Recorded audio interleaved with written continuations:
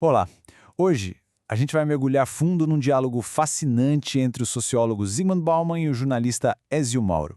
O que eles fizeram, juntos, foi tentar montar o enorme quebra-cabeça da nossa era. Uma era que é marcada por uma sensação profunda de incerteza e, claro, de crise. É uma sensação que parece que está no ar, não é verdade? Uma ansiedade constante. Aquela impressão de que as coisas estão saindo do trilho e que as estruturas que deveriam dar alguma segurança para a gente, simplesmente não dão mais conta. Mas de onde vem isso? De onde vem exatamente esse sentimento? Bom, é isso que a gente vai tentar investigar a fundo agora. Olha, essa citação do Borges não está aqui por acaso. Para o Bauman e o Mauro, ela é a imagem perfeita do nosso tempo. É como se de repente todos nós tivéssemos sido jogados para dentro dessa Babilônia da literatura. Um lugar onde o futuro parece um jogo infinito de sorte, sem regras muito claras e sem nenhum resultado garantido. É uma desordem que é nova no jeito que ela se apresenta, mas que é muito antiga na sua essência. Uma desordem que eles chamam de babélica. Então, para a gente começar a desembolar esse novelo, o primeiro passo é reconhecer que não estamos falando de uma crise qualquer. Não mesmo. O que estamos vivendo é algo muito mais amplo. É preciso prestar atenção na força dessa imagem.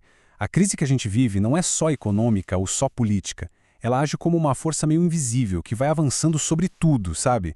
Ela se infiltra e vai deformando as nossas instituições mais sólidas, governos, partidos políticos, até o estado de bem-estar social. Ela não chega a derrubar os prédios, mas ela esvazia o que acontece lá dentro. E é exatamente aqui que essa grande análise global se transforma num sentimento pessoal, do dia a dia. Essa crise toda no sistema se traduz, para cada um de nós, numa sensação avassaladora de vulnerabilidade. Aquela rede de segurança que deveria nos amparar parece que está cheia de buracos. E isso nos deixa expostos, inseguros, tanto como indivíduos quanto como sociedade. Mas toda essa vulnerabilidade tem uma origem, uma causa bem fundamental. Ela nasce da quebra de um pacto, de um acordo silencioso que sustentou a sociedade moderna por séculos. A gente pode pensar nisso como o grande acordo que fundou o Estado moderno. Uma ideia que vem lá de trás de filósofos como Thomas Hobbes. A troca era bem clara. Cada cidadão abre mão de uma parcela da sua liberdade absoluta em troca de uma coisa muito valiosa, a segurança coletiva, que seria garantida pelo Estado. E aqui vem o diagnóstico brutal do Bauman e do Mauro. Esse pacto fundamental foi rompido. O Estado, por uma série de razões que a gente já vai explorar, não consegue mais entregar a sua parte do acordo. A segurança que ele prometia, seja ela econômica, social ou física, está se esvaindo.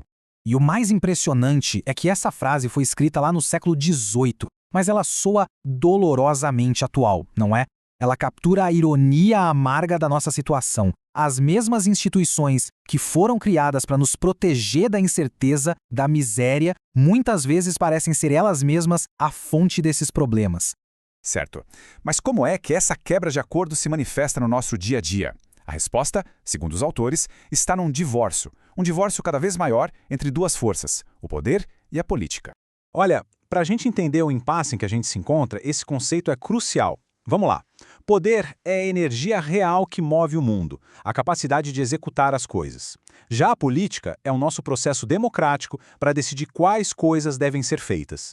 O grande problema é que o poder e a política simplesmente pararam de conversar. Funciona mais ou menos assim. O poder de verdade, o capital financeiro, as grandes corporações, a informação digital, opera numa escala global, planetária. Ele não tem pátria, se move livremente. Enquanto isso, as nossas ferramentas políticas, as eleições, os parlamentos, as leis, continuam presas dentro das fronteiras de cada país e ficam ali tentando, quase sempre sem sucesso, controlar essas forças globais.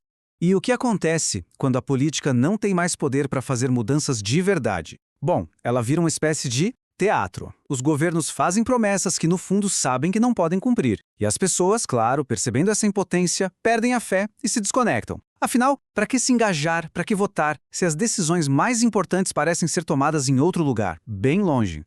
Essa citação resume de um jeito brilhante esse sentimento de frustração. Quando as opções políticas parecem igualmente incapazes de resolver os problemas reais, a apatia se torna quase que uma escolha racional. Vira uma forma de protesto silencioso contra um jogo que parece ter cartas marcadas.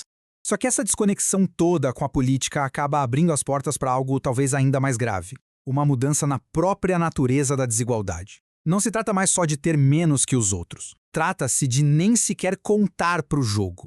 Para a gente entender essa mudança, é preciso olhar um pouquinho para trás. Na era industrial, por exemplo, o capital e o trabalho precisavam um do outro. Existia uma interdependência muito clara, ainda que, claro, profundamente desigual. Os pobres eram explorados, sim, mas eles eram essenciais para fazer a engrenagem do sistema girar. E aqui está a grande virada, talvez o ponto mais sombrio de todo esse diagnóstico.